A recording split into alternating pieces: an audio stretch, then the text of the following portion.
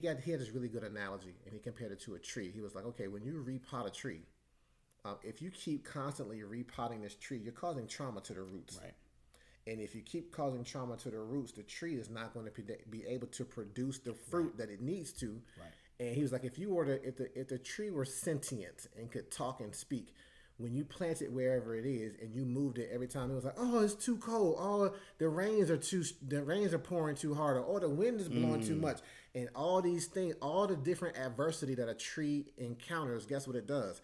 It strengthens the root system. Right. It causes the root system to dig down deep and become permanent. Right. But if you keep moving it every time it hits adversity and affliction, you're weakening the tree. And I was like, whoa, when he said that, I'm like, man, that'll preach to anybody who keeps just church hopping.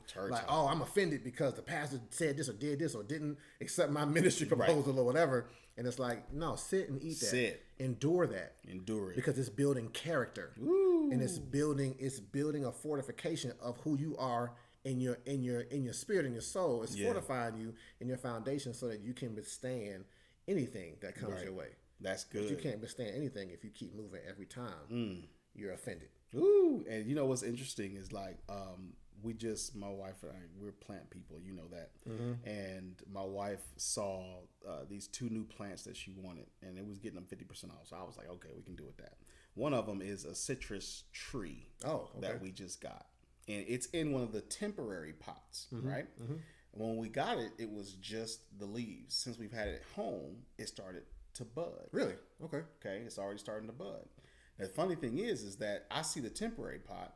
My mind says I want to buy my wife a real pot for it to go into. So I'm over here trying to buy her the pot.